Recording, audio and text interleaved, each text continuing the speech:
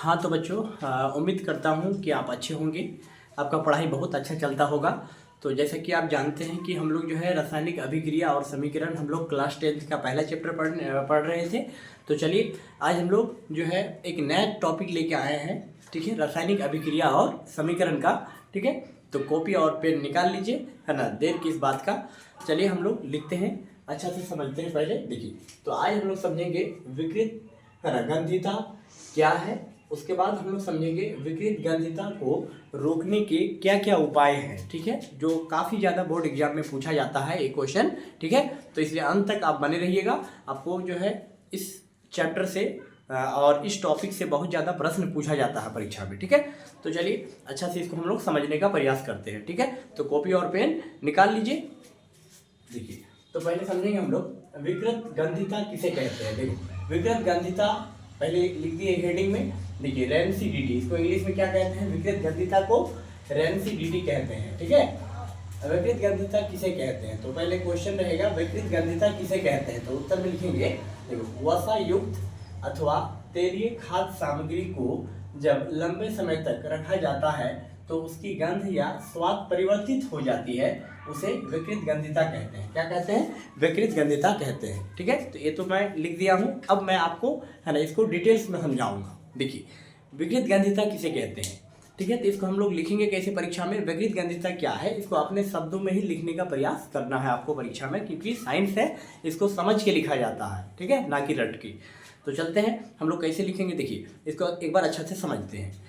तो कैसे समझेंगे? देखिए, विकृत गंधिता क्या है कि जब खाना को, है ना, या फिर कोई भी पदार्थ को जब हम लोग बाहर लंबे समय तक रख देते हैं, ठीक है, तो क्या हो जाता है ना, खाना जैसे मान लीजिए कि भोजन को बाहर अगर रख देंगे तो क्या हो जाएगा, लंबे समय तक अगर रख देंगे तो क्या होने लगेगा, मतलब उसमें जो टेस्ट होना चाहिए, मतलब अलग टेस्ट हो जाएगा, और जो है स्मेल आने लगेगा, मतलब बदबू भी रहेगा और मतलब टेस्ट अच्छा नहीं रहेगा। ठीक है, तो चलिए उसका जो है बिल्कुल ही अलग हो जाएगा, मतलब वसा युक्त अथवा तेलीय खाद्य सामग्री, समझिए, मतलब वैसा पदार्थ जिसमें वसा, जो वसा युक्त हो, अथवा तेलीय खाद्य सामग्री, मतलब जो भी खाने वाले पदार्थ हैं, है ना, उसको लंबे समय तक अगर हम बाहर में छोड़ देते हैं तो उसमें गंध, है ना, एक प्रकार का गंध आने लगता है। ठीक है, और स्वाद भी परिवर्तित हो जाती है। स्वाद में मतलब उसका जो है स्वाद जो होता है, टेस्ट, वो भी बदल जाता है, और गंदगी भी आने लगता है, गंध भी, स्मेल भी होने लगता है। ठीक है, तो इस घटना को हम लोग क्या कहते हैं? हम लोग विकृत गंधिता कहते हैं। रेंसिडिटी, इंग्लिश में इसको क्या कहते हैं हम लोग? रेंसिडिटी। ठीक है, तो देखिए, आपको मैं समझाने के लिए उदाहरण देकर समझाता हूँ। जैसे एक जो है चिप्स ले लेंगे, चिप्स का जो 5 रुपये में चिप्स मिलता है, लेस, समझ गए, या कुरकुरे, कुछ भी ले लेंगे। ठीक है, तो कुरकुरे में या फिर, है ना, लेस में देखिएगा कि उसमें गैस भरी रहती है, गैस भरा हुआ रहता है। उसमें पैक करने के टाइम क्या करता है, गैस भर के रखता है, उसमें नाइट्रोजन गैस भरा जाता है।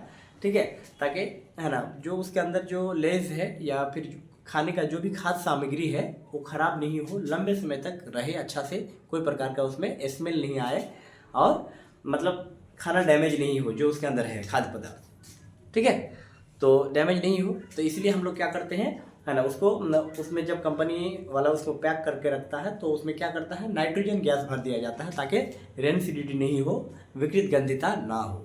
ठीक है, तो विकृत गंधिता बहुत ही सिंपल है। ये इतना याद रखिएगा कि जब किसी भी खाद्य पदार्थ को हम लंबे समय तक बाहर छोड़ देते हैं तो उसमें स्मेल आ जाना या फिर बदबू आ जाना ही क्या कहलाता है, विकृत गंधिता कहलाता है। बस इतना बात याद रखिएगा। ठीक है, कोई दिक्कत? ठीक है, अगर कोई प्रकार का डाउट है तो कमेंट में जरूर लिखिएगा, वीडियो को लाइक जरूर कीजिएगा, सब्सक्राइब जरूर कीजिएगा। ठीक है, अगर चैनल में पहली बार है तो सब्सक्राइब कर दीजिएगा और बेल आइकन प्रेस कर दीजिएगा। ठीक है, चलिए देखिए, अब आगे देखते हैं हम लोग विकृत गंधिता को रोकने के क्या उपाय हैं। ये बहुत इंपॉर्टेंट है, ये क्वेश्चन बोर्ड एग्जाम में पूछा जाता है, इसलिए इसमें VVI लिख दिए हैं, ये भी VVI है। ठीक है, देखो, विकृत गंधिता को रोकने के क्या उपाय हैं, तो लिखेंगे विकृत गंधिता को, है ना, रोकने के निम्नलिखित उपाय है। ठीक है, तो इसके 3 उपाय आप लोग लिखिएगा। ठीक है, बहुत इंपॉर्टेंट है। पहला उपाय क्या है बच्चों? देखो, नाइट्रोजन गैस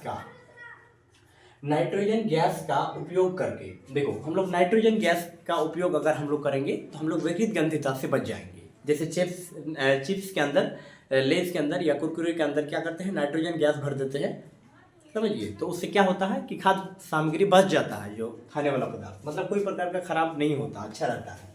ठीक है। दूसरा नंबर क्या है ना, प्रतिऑक्सीकारक का उपयोग करके, प्रतिऑक्सीकारक का उपयोग करके। ठीक है। तीसरा क्या है ना, खाद्य सामग्री को वायुरोधी बर्तनों में रखा जाता है।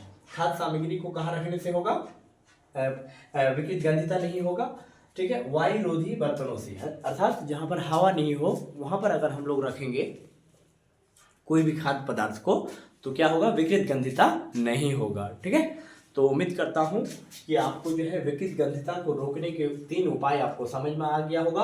अब विकृत गंधिता किसे कहते हैं ये भी समझ आ गया होगा। ठीक है।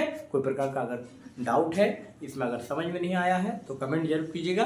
तो चलिए आज का वीडियो यहीं तक रहने देते हैं, ज़्यादा वीडियो लंबा हो जाएगा। फिर हम लोग किसी अगले वीडियो में मिलते हैं।